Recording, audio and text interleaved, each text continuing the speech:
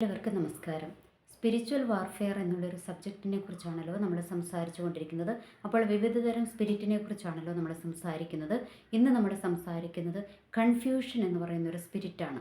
അതൊരു തരം സ്പിരിറ്റാണ് എന്നുള്ള കാര്യത്തിൽ യാതൊരു സംശയവുമില്ല. കാരണം നമ്മളുടെ ആത്മീയ ജീവിതത്തെ അല്ലെങ്കിൽ ഭൗതിക ജീവിതത്തെയൊക്കെ നമ്മൾ ആഗ്രഹിക്കുന്ന ആ ഒരു ലക്ഷ്യത്തിലേക്ക് എത്തിക്കാതെ വണ്ണം നമ്മളെ ഇട്ട് വട്ടം കറക്കുന്ന ഒരു സ്പിരിറ്റാണ് ഈ കൺഫ്യൂഷൻ്റെ സ്പിരിറ്റ് എന്ന് പറയുന്നത്. എന്ന് വെച്ചാൽ നമ്മൾക്ക് എന്തെങ്കിലും ജീവിതത്തിൻ്റെ ഏതെങ്കിലും ഒരു സ്റ്റെപ്പ് എടുത്ത് വെക്കുവാൻ, ഏതെങ്കിലും ഒരു അടുത്ത ലെവലിലേക്ക് നമ്മളുടെ ഒരു സ്റ്റെപ്പ് എടുത്ത് വെക്കുന്നതിന് നമ്മൾക്ക് തടസ്സമായി നിൽക്കുന്ന ഒരു സ്പിരിറ്റാണ് ഈ കൺഫ്യൂഷൻ്റെ സ്പിരിറ്റ് എന്ന് പറയുന്നത്. അത് എല്ലാ മേഖലകളിലും നമ്മളെ അങ്ങിട്ട് വട്ടം കറക്കും. അത് ആത്മീയത്തിലാകട്ടെ ഭൗതികത്തിലാകട്ടെ നമ്മളെ ഇട്ട് വട്ടം കറക്കുന്ന ഒരു സ്പിരിറ്റാണ് ഈ കൺഫ്യൂഷൻ്റെ സ്പിരിറ്റ് എന്ന് പറയുന്നത്. കാരണം നമ്മൾക്ക് എങ്ങോട്ട് മൂവ് ചെയ്യണമെന്ന് നമ്മൾക്കറിയാതെ വരും. അല്ലെങ്കിൽ നമ്മൾക്ക് എങ്ങനെ പ്രാർത്ഥിക്കണം, അല്ലെങ്കിൽ ഇങ്ങനെ പ്രാർത്ഥിക്കണോ അങ്ങനെ പ്രാർത്ഥിക്കണോ, അല്ലെങ്കിൽ അങ്ങനെ പോകണോ ഇങ്ങനെ പോകണോ, ഈ ജോലി തിരഞ്ഞെടുക്കണോ ഈ ജോലി തിരഞ്ഞെടുക്കണോ, ഈ പഠനത്തിൻ്റെ ഈ ലെവലിലേക്ക് പോകണോ ഈ ലെവലിലേക്ക് പോകണോ എന്നൊക്കെയുള്ള ഭയങ്കരമായിട്ടുള്ള കൺഫ്യൂഷനുകളെ നമ്മളുടെ ജീവിതത്തിലേക്ക് അല്ലെങ്കിൽ നമ്മളുടെ ഉള്ളിലേക്ക് കൊണ്ടുപോയിട്ടിട്ട്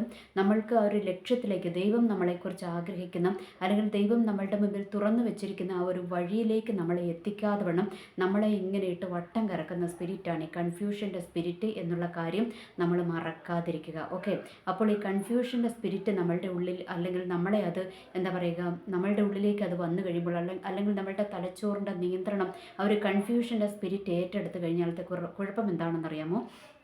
നമ്മൾക്ക് എവിടെയും എത്തുവാൻ കഴിയത്തില്ല. ഒരൊറ്റ എക്സാമ്പിൾ ഞാൻ പറയാം. നമ്മളിപ്പോൾ നമ്മൾ അല്ലെങ്കിൽ നമ്മളുടെ തലമുറകൾ ഒക്കെ അല്ലെങ്കിൽ നമ്മളുടെ പ്രിയപ്പെട്ടവർ ആരെങ്കിലും ആകട്ടെ, നമ്മളിങ്ങനെ ഒരു എന്താ പറയുക, ഒരു എക്സാമൊക്കെ കഴിഞ്ഞ് +2 എടുക്കാം, +2ൻ്റെ എക്സാമൊക്കെ കഴിഞ്ഞ് നമ്മൾ നിൽക്കുകയാണ്. അപ്പോൾ നമ്മൾക്ക് പിന്നെ എന്ത് പോകണം? അപ്പോൾ നമ്മളുടെ ഒരു ആഗ്രഹം എന്താണ്? നമ്മൾക്ക് MBBSന് പോകണം എന്നുള്ളതാണ് നമ്മുടെ ആഗ്രഹം, അല്ലെങ്കിൽ നമ്മൾക്ക് എൻജിനീയറിങ്ങിന് പോകണം എന്നുള്ളതാണ് നമ്മുടെ ആഗ്രഹം. ഓക്കെ, അപ്പോൾ നമ്മൾ അതിനു വേണ്ടി പ്രിപ്പയർ ചെയ്യുന്നു, അതിനു വേണ്ടി എൻട്രൻസ് എക്സാം എഴുതുന്നു, നമ്മൾ പാസ്സാകുന്നു. ഇതെല്ലാം ചെയ്ത് കഴിഞ്ഞിട്ടും നമ്മൾക്ക് ആകെ ഒരു കൺഫ്യൂഷനാണ്. എന്ന് വെച്ചാൽ ഒരു കൺഫ്യൂഷൻ നമ്മുടെ ഉള്ളിലേക്ക് കടന്നു വരും. അങ്ങനെ പോകണോ, അതിനകത്ത് ഇങ്ങനെ പോകണോ, അല്ലെങ്കിൽ ഈ സബ്ജക്റ്റ് എടുക്കണോ, അല്ലെങ്കിൽ ഈ ലെവലിലേക്ക് പോകണോ, അല്ലെങ്കിൽ ആ ലെവലിലേക്ക് പോകണോ എന്ന് നമ്മളെ അവിടെ ഇട്ടങ്ങ് വട്ടം കറക്കുന്ന ഒരു സ്പിരിറ്റ് ഉണ്ട്. ഓക്കെ, ഇനി അത് ഒന്നുകിൽ നമ്മളുടെ ചിന്താമണ്ഡലങ്ങളിൽ കൂടി ആയിരിക്കും അത് പ്രവർത്തിക്കുന്നത്, അതല്ലെങ്കിൽ നമ്മൾക്ക് ഏറ്റവും പ്രിയപ്പെട്ട ആൾക്കാരിലൂടെ ആയിരിക്കും അത് പ്രവർത്തിക്കുന്നത്, അല്ലെങ്കിൽ നമ്മളുടെ സഹപ്രവർത്തകരിലൂടെ നമ്മളുടെ കൂട്ടുകാരിലൂടെയൊക്കെ ആയിരിക്കും ഒരുപക്ഷെ ഈ സ്പിരിറ്റ് പ്രവർത്തിക്കുന്നത്. അതെങ്ങനെയാണെന്നറിയാമോ? നമ്മളിപ്പോൾ എന്താ പറയുക, MBBSന് പോകണമെന്ന് തന്നെ നമ്മളിങ്ങനെ ആഗ്രഹിച്ചിരിക്കുകയാണ്.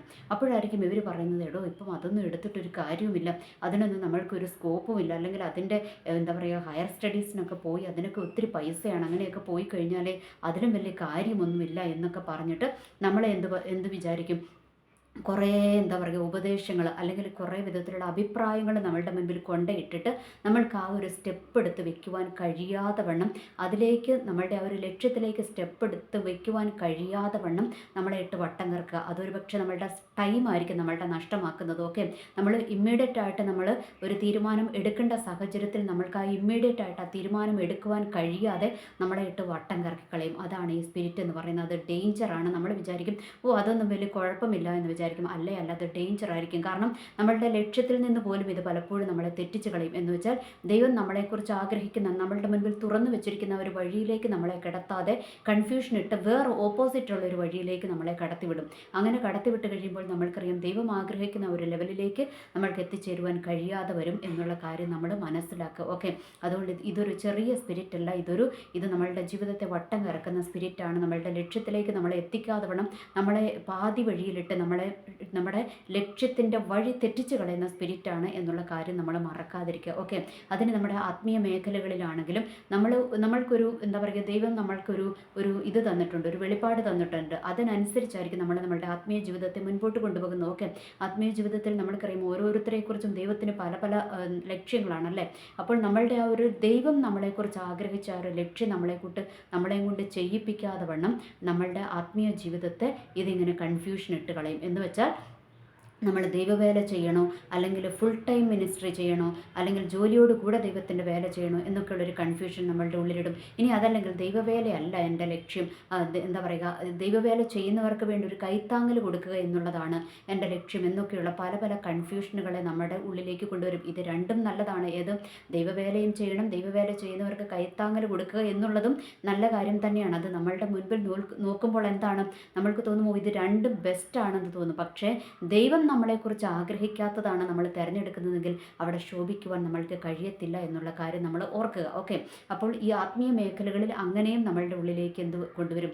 കൺഫ്യൂഷൻ കൊണ്ടുവരും. ഇനി അതല്ലാതെ നമ്മളുടെ പ്രാർത്ഥന, അല്ലെ, ഈ പ്രാർത്ഥിക്കുന്ന സമയങ്ങളിൽ എന്താ പറയുക, അങ്ങനെ പ്രാർത്ഥിക്കണോ, ഇങ്ങനെ പ്രാർത്ഥിക്കണോ, അത് പറയണോ, ഇത് പറയണോ, ആ വചനം വായിക്കണോ, ഈ വചനം വായിക്കണോ എന്നൊക്കെയുള്ള കൺഫ്യൂഷനുകളെ ഇട്ട് നമ്മളെ എങ്ങനെ കുരുക്കും. ഓക്കെ, ഇനി അതല്ല എങ്കിൽ ആത്മീയ മേഖലയിലുള്ള നേതാക്കന്മാരിലൂടെ എന്താ പറയുക, അവർ സംസാരിക്കുമ്പോൾ നമ്മൾക്കറിയാം ഒരു ദിവസം ഒരു 5 ഫാസ്റ്റിംഗ് പ്രെയർ ഉണ്ടെന്ന് വിചാരിച്ചു. ഒരു 5 ദിവസത്തെ ഫാസ്റ്റിംഗ് പ്രെയർ ഉണ്ട്. ഈ 5 ദിവസവും 5 ടൈപ്പ് ദേവദാസന്മാരാണ് കടന്നു വരുന്നത്. ഇപ്പോൾ പിന്നെ സഭകളിലൊക്കെ അവർക്ക് അതിനെക്കുറിച്ച് ബോധ്യമായതുകൊണ്ട് ഒരു സബ്ജക്റ്റ് കൊടുക്കും. ആ സബ്ജക്റ്റിനെ ആസ്പദമാക്കി തന്നെ സംസാരിക്കണമെന്ന് വരുന്ന ഗസ്റ്റായിട്ട് വരുന്ന ദേവദാസന്മാരോടൊക്കെ പറയും. അതുകൊണ്ട് അത് വലിയ പ്രോബ്ലം സൃഷ്ടിക്കാറില്ല. എന്നാൽ അങ്ങനെ അല്ലാത്ത സമയങ്ങളിലൊക്കെ ഇവർ വന്നിട്ട് പല അതായത് 5 ദേവദാസന്മാർ വന്നാൽ 5 വിധത്തിൽ ഈ ആത്മീയ നേതാക്കന്മാർ സംസാരിക്കും. അപ്പോൾ ഒരാൾ പറയും നമ്മൾ എപ്പോഴും എന്ത് ചെയ്യണം? സ്തുതിച്ചുകൊണ്ടേയിരിക്കണം. സ്തുതിക്കുന്നത് നല്ലതാണ്, നമ്മൾ സ്തുതിക്കണം, അത് ഓക്കെയാണ്. ഓക്കെ, പക്ഷേ ഇനി രണ്ടാമത് അടുത്ത ആൾ വന്നിട്ട് പറയും നമ്മൾ വചനം തന്നെ ഇങ്ങനെ പറഞ്ഞുകൊണ്ടിരിക്കണം എന്ന് പറയും. അതും നമ്മൾക്ക് ആവശ്യമാണ്,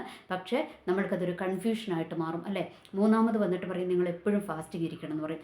നാലാമത് വന്നിട്ട് പറയും നിങ്ങൾ ഫാസ്റ്റിംഗ് ഇരിക്കേണ്ട ആവശ്യമേ ഇല്ല, നമ്മൾ ദൈവത്തിൻ്റെ മക്കളല്ലേ, ഫാസ്റ്റിംഗ് ഇരിക്കുകയേ വേണ്ട എന്ന് പറയും. ഓക്കെ, അഞ്ചാമത് വന്നിട്ട് പറയും നിങ്ങൾ എന്താ പറയുക, എപ്പോഴും എല്ലാത്തിനും ഇങ്ങനെ സ്തോത്രം പറഞ്ഞുകൊണ്ടിരുന്നാൽ മതി, വേറെ ഒന്നും ചെയ്യേണ്ട കാര്യമില്ല എന്ന് പറയും. അപ്പോൾ ഈ 5 പേരും 5 വിധത്തിൽ പറഞ്ഞപ്പോൾ നമ്മൾക്കൊരു കൺഫ്യൂഷനായോ? ഏത് ചെയ്യണം ഏത് ചെയ്യണ്ട എന്നുള്ള കൺഫ്യൂഷൻ നമ്മുടെ ഉള്ളിലേക്ക് കടന്നു വരുവാൻ ഇടയായിത്തരും. ഓക്കെ, നമ്മൾ സ്തുതിക്കുകയും ചെയ്യണം, വചനം പറയുകയും ചെയ്യണം, വചനം വായിക്കുകയും ചെയ്യണം, ഫാസ്റ്റിംഗ് ഇരിക്കുകയും ചെയ്യണം, പ്രാർത്ഥിക്കുകയും ചെയ്യണം, സ്തോത്രം പറയുകയും ചെയ്യണം, ഒപ്പം നമ്മളുടെ ആവശ്യങ്ങൾ പറയുകയും ചെയ്യണം, എല്ലാം വേണം. ഓക്കെ, അതൊക്കെ നല്ലത് തന്നെയാണ്. പക്ഷേ ഇത് നമ്മൾക്ക് ഉൾക്കൊള്ളുവാൻ കഴിയാത്ത വിധം നമ്മളുടെ ഉള്ളിലേക്ക് കൺഫ്യൂഷനെ കൊണ്ടുവരുന്ന ഒരു തരം സ്പിരിറ്റ് അതിനകത്ത് ഇടപെട്ട് കഴിഞ്ഞാൽ നമ്മൾ ആകെപ്പാടെ കൺഫ്യൂസ്ഡ് ആയി പോകും. എന്ത് ചെയ്യണം, ഏതാ ചെയ്യേണ്ടതെന്ന് നമ്മൾക്ക് അറിയാതെ വരുന്ന ഒരു സിറ്റുവേഷൻ ഉണ്ടാകും. ഓക്കെ, നമ്മൾക്കറിയാം ഈ അപ്പസ്തോലന്മാരെ സംബന്ധിച്ചിടത്തോളം പൗലോസൊക്കെ എന്താണ് ദൈവത്തിൻ്റെ വേല ചെയ്യുവാൻ അങ്ങോട്ട് പോകണോ ഇങ്ങോട്ട് പോകണോ എന്നൊക്കെ അവർ സംശയിച്ചിരുന്ന സമയമുണ്ടായിരുന്നു, അല്ലേ? അപ്പോൾ അവരോട് ഇന്ന സ്ഥലത്തോട്ട് പോകരുത്, നിങ്ങൾ ഇന്ന സ്ഥലത്തോട്ട് പോകണമെന്നൊക്കെ പരിശുദ്ധാത്മാവ് അവർക്ക് ഗൈഡൻസ് കൊടുത്തതൊക്കെ ആയിട്ട് നമ്മൾക്ക് കാണുവാനായിട്ട് കഴിയും. ഓക്കെ, അപ്പോൾ ഈ കൺഫ്യൂഷൻ്റെ സ്പിരിറ്റ് നമ്മളെ വട്ടം കറക്കുന്ന ഒരു സ്പിരിറ്റാണ്. പക്ഷേ നമ്മളുടെ ദൈവത്തിൻ്റെ സ്പിരിറ്റ്, ദൈവാത്മാവ് എന്താ ചെയ്യുന്നത്? നമ്മളെ നേർവഴിയിലേക്ക് നയിക്കും. നമ്മൾക്ക് കൺഫ്യൂഷൻ വരുമ്പോൾ ആ കൺഫ്യൂഷനെ മാറ്റി നമ്മളുടെ ജീവിതത്തിൽ എന്ത് ചെയ്യും? നമ്മൾക്ക് നേർവഴി കാണിച്ചു തരിക തന്നെ ചെയ്യുന്ന സ്പിരിറ്റാണ് എന്ത്? നമ്മുടെ ദൈവത്തിൻ്റെ ആത്മാവ് എന്നുള്ള കാര്യം നമ്മൾ മറക്കാതിരിക്കുക. ഓക്കെ, അപ്പോൾ ഈ കൺഫ്യൂഷൻ്റെ സ്പിരിറ്റ് നമ്മളെ ഭരിക്കുന്നു, അല്ലെങ്കിൽ അത് നമ്മളിലേക്ക് കടന്നു വരുന്നു, അല്ലെങ്കിൽ അത് നമ്മളെ സ്വാധീനിക്കുന്നു എന്ന് നമ്മൾക്ക് തോന്നിക്കഴിയുമ്പോൾ നമ്മൾ എന്ത് ചെയ്യണം? ഉടനെ നമ്മൾ ദൈവത്തോട് പ്രാർത്ഥിക്കണം. ദൈവത്തിൻ്റെ ആത്മാവിൻ്റെ ആ ഒരു സാന്നിധ്യം നമ്മൾ ആഗ്രഹിക്കണം. ദൈവത്തിൻ്റെ ആത്മാവ് നമ്മളുടെ ഉള്ളിൽ ക്രിയ ചെയ്യുവാൻ നമ്മളെ തന്നെ വിട്ടുകൊടുക്കണം. നമ്മൾ അതിനുവേണ്ടി ഒരുങ്ങണം, നമ്മൾ അതിനുവേണ്ടി പ്രാർത്ഥിക്കണം. അപ്പോൾ എന്ത് ചെയ്യും? ഈ കൺഫ്യൂഷൻ്റെ സ്പിരിറ്റ് നമ്മളെ വിട്ടുമാറിയിട്ട് ദൈവം എന്ത് ചെയ്യും? നേരായ വഴിയിലൂടെ നമ്മളെ വഴി നടത്തുക തന്നെ ചെയ്യും. ഓക്കെ, അപ്പോൾ ഈ ജോലി മേഖലകളിലുണ്ടല്ലേ, നമ്മൾക്ക് പല ഓഫറുകൾ ചിലപ്പോൾ നമ്മളുടെ മുൻപിൽ വരും.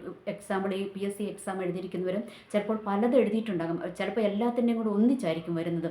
ഒരു 5 എണ്ണത്തിൻ്റെ ആയിരിക്കും റിസൾട്ട് ഇങ്ങനെ വന്നിട്ട് അപ്പം നമ്മൾക്ക് അവിടെയും കൺഫ്യൂഷനാണ്.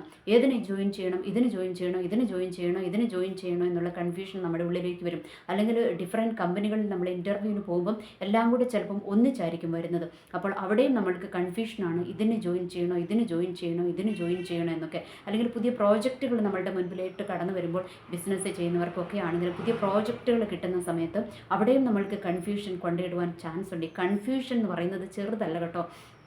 നമ്മൾക്കത് തോന്നും, ചിലപ്പോൾ നമ്മൾക്ക് തോന്നുമോ ഇതൊന്നും വലിയ കാര്യമില്ല എന്നാൽ അങ്ങനെയല്ല. ഇത് നമ്മളുടെ ലക്ഷ്യത്തിൽ നിന്ന് നമ്മളെ തെറ്റിച്ച് കളയും. ദൈവം നമ്മളെക്കുറിച്ച് വലിയ ലക്ഷ്യങ്ങൾ പ്ലാൻ ചെയ്തിട്ടുണ്ടെങ്കിൽ അവിടെ ഇത് വല്ലാതെ അങ്ങ് പ്രവർത്തിച്ച് കഴിഞ്ഞിട്ട് നമ്മൾക്ക് ആ ഒരു ലക്ഷ്യത്തിലെത്തുവാൻ കഴിയാതെ വണ്ണം നമ്മളെ ഇട്ട് കുരുക്കും എന്നുള്ള കാര്യം നമ്മൾ മറക്കാതിരിക്കുക. അതുകൊണ്ട് നമ്മൾ എന്ത് ചെയ്യണം? ഈ കൺഫ്യൂഷൻ്റെ സ്പിരിറ്റ് നമ്മളെ ഭരിക്കുന്നു, അല്ലെങ്കിൽ നമ്മൾക്ക് കൺഫ്യൂഷൻ ഉണ്ടാകുന്നു എന്ന് തോന്നുമ്പോൾ നമ്മൾ എന്ത് ചെയ്യണം? നേർവഴിക്ക് നമ്മളെ നയിക്കുന്ന നമ്മളുടെ ദൈവത്തിൻ്റെ ആത്മാവിനോട്, പരിശുദ്ധാത്മാവിനോട് നമ്മൾ പ്രാർത്ഥിക്കണം. പരിശുദ്ധാത്മാ പരിശുദ്ധാത്മാവിൻ്റെ ഒരു ശക്തി ഏറ്റെടുത്ത് പരിശുദ്ധാത്മാവിൻ്റെ ആ ഒരു ആലോചന ഏറ്റെടുത്ത് മുന്നോട്ട് പോകുവാൻ നമ്മൾ തയ്യാറാകണം. അതിന് നമ്മൾ എന്താണ് ആൾക്കാരെ ആശ്രയിക്കണമെന്നില്ല. ഇനിയിപ്പോൾ ആൾക്കാരെ ആശ്രയിച്ചാലും നല്ല ദൈവദാസന്മാർ അല്ലെങ്കിൽ നല്ല പ്രോഫിറ്റ്സിനെ അതായത് നല്ല പ്രവാചകന്മാരെ നമ്മൾ എന്താ പറയുക നോക്കിയില്ലെങ്കിൽ ചിലപ്പോൾ അവരും നമ്മളെ തെറ്റിച്ച് കളയും അല്ലേ. ആലോചനകളിൽ ഈ പ്രവാചകന്മാരിലൂടെയും കൺഫ്യൂഷൻ്റെ സ്പിരിറ്റ് കടന്നു വരും. എന്ന് വെച്ചാൽ ഒരാൾ പറയും നിന്നെ ദൈവം ഇന്ന വഴിക്ക് കൊണ്ടുപോകാൻ ആഗ്രഹിക്കുന്നു, നിന്നെ ദൈവം ഇന്ന വഴിക്ക് കൊണ്ടുപോകാൻ ആഗ്രഹിക്കുന്നുവെന്ന് ചിലപ്പോൾ പല ആലോചനകളും വരും അല്ലേ. അതൊക്കെ ഇന്ന് ആത്മീയ ജീവിതത്തിൽ വിശ്വാസികളായിട്ട് കുരുക്കുന്ന ഒരു സ്പിരിറ്റാണ്. ഇങ്ങനെ കൺഫ്യൂഷനാക്കി കളയുകയാണ്. കാരണം പലരും പല അഭിപ്രായങ്ങൾ പല ആലോചനകൾ പറയും. ഓക്കെ, അപ്പോൾ ഓർക്കുക, ദൈവത്തിൻ്റെ ആത്മാവ് നമ്മൾക്ക് കൺഫ്യൂഷൻ തരുന്നതല്ല. അപ്പോൾ ഇങ്ങനെ കൺഫ്യൂഷൻ നമ്മളുടെ ഉള്ളിലോട്ട് വന്ന അല്ലെങ്കിൽ പ്രവാചകന്മാരിലൂടെ ആണെങ്കിലും കൺഫ്യൂഷൻ വന്നിട്ടുണ്ടെങ്കിൽ ഓർക്കുക, അത് ദൈവം നമ്മളോട് സംസാരിച്ചതല്ല എന്ന് ഓർക്കുക. ചിലപ്പോൾ ഒരാളിലൂടെ ദൈവാത്മാവ് തന്നെയായിരിക്കും സംസാരിച്ചതിന് മറ്റേ ആളിലൂടെ ചിലപ്പോൾ അവരുടെ ബുദ്ധിപരമായിട്ട് തന്നെ അവരങ്ങ് സംസാരിച്ചതായിരിക്കും. അങ്ങനെയുള്ള സാഹചര്യങ്ങളൊക്കെ നമ്മളുടെ ജീവിതത്തിൽ കടന്നു വരും. എന്ന് വെച്ചാൽ ആത്മീയ മേഖലകളിലും ഭൗതിക മേഖലകളിലും ഒക്കെ നമ്മൾക്ക് ഈ കൺഫ്യൂഷൻ നമ്മളുടെ ഉള്ളിലേക്ക് കൊണ്ടുപോയിട്ട് നമ്മളെ ഇട്ട് വട്ടം കറക്കും. അപ്പോൾ അതിനെയെല്ലാം അതിജീവിക്കുവാൻ നമ്മൾക്ക് വേണ്ടുന്നത് എന്താണ്? ദൈവത്തിൻ്റെ ആത്മാവിൻ്റെ ആ ഒരു സംരക്ഷണം, ദൈവത്തിൻ്റെ ആത്മാവിൻ്റെ ആ ഒരു ഗൈഡൻസ് ആണ് നമ്മൾക്ക് ആവശ്യമുള്ളത്. അതുകൊണ്ട് നമ്മൾ എന്ത് ചെയ്യണം? ദൈവത്തിൻ്റെ പരിശുദ്ധാത്മാവിനോട് നമ്മളെപ്പോഴും പ്രാർത്ഥിക്കണം. ദൈവത്തിൻ്റെ ആത്മാവിനാൽ നമ്മൾ നിറയപ്പെടണം. ദൈവത്തിൻ്റെ ആത്മാവിൻ്റെ ഒരു ആലോചന നമ്മൾ ഏറ്റെടുക്കണം. ഓക്കെ, നമ്മൾക്ക് അത് ചിലപ്പോൾ വചനത്തിലൂടെ ദൈവം നമ്മളോട് തന്നെ സംസാരിക്കും, വചനത്തിലൂടെ സംസാരിക്കും. അതല്ലെങ്കിൽ നമ്മൾ പ്രാർത്ഥിച്ചു കൊണ്ടിരിക്കുമ്പോൾ ദൈവം ഏതെങ്കിലും ഒരു വചനം നമ്മളോട് ഇടപെടും. അതല്ലെങ്കിൽ പരിശുദ്ധാത്മാവ് നമ്മളോട് ഡയറക്റ്റ് സംസാരിക്കും. ദൈവത്തിൻ്റെ ശബ്ദം കേൾപ്പിക്കും. അങ്ങനെ ദൈവത്തിന് നമ്മളോട് ഇടപെടുവാൻ പല മാധ്യമങ്ങളുണ്ട്. ഓക്കെ, പലതുണ്ട്. ഓക്കെ, പല രീതികളുണ്ട്. ഓക്കെ, അത് ഓരോരുത്തരോടും വ്യത്യസ്തപ്പെട്ടിരിക്കും. ഓക്കെ, അപ്പോൾ നമ്മൾ എന്ത് ചെയ്യണം? ദൈവത്തോട് നമ്മൾ പ്രാർത്ഥിച്ചു കഴിയുമ്പോൾ നമ്മൾ എന്ത് ചെയ്യും? ദൈവം നമ്മളെ നേരായ വഴിക്ക് നടത്തും എന്നുള്ള കാര്യത്തിൽ യാതൊരു സംശയവുമില്ല. അതുകൊണ്ട് നമ്മൾ എപ്പോഴും എന്തായിരിക്കണം? ഈ കൺഫ്യൂഷൻ നമ്മളുടെ ഉള്ളിലേക്ക് വന്നു കഴിയുമ്പോൾ നമ്മളായിട്ട് തീരുമാനം എടുക്കുവാൻ നിൽക്കരുത്. നമ്മൾ ആരുടെ കയ്യിൽ കൊടുക്കണം? ദൈവത്തിൻ്റെ കയ്യിൽ തന്നെ ഏൽപ്പിച്ചു കൊടുക്കണം. കാരണം കൺഫ്യൂഷൻ്റെ സ്പിരിറ്റ് ഒരു വല്ലാത്ത സ്പിരിറ്റാണ്. നമ്മൾക്കത് പെട്ടെന്ന് തിരിച്ചറിയുവാൻ സാധിച്ചു എന്ന് വരത്തില്ല. അത് നമ്മളെ തെറ്റിച്ചു കളയും. അതുകൊണ്ട് നമ്മൾ എന്ത് ചെയ്യണം? ഈ കൺഫ്യൂഷൻ വന്നു കഴിയുമ്പോൾ ഉടനെ നമ്മൾ തന്നെ ബുദ്ധി കൊണ്ട് തിരഞ്ഞെടുക്കാതെ നമ്മൾ ദൈവത്തോട് പ്രാർത്ഥിക്കണം. ദൈവം നമ്മളെ നേർവഴിക്ക് നയിക്കുക തന്നെ ചെയ്യും.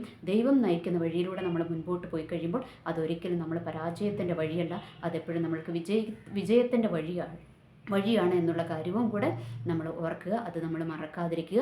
അനുനിമിഷം പ്രാർത്ഥിക്കുക. ദൈവം നമ്മളെ അതിനൊക്കെ സഹായിക്കും എന്നുള്ള കാര്യത്തിൽ യാതൊരു സംശയവുമില്ല. എനിവേ, എല്ലാവർക്കും നല്ലൊരു ദിവസം ആശംസിക്കുന്നു. നന്ദി, നമസ്കാരം.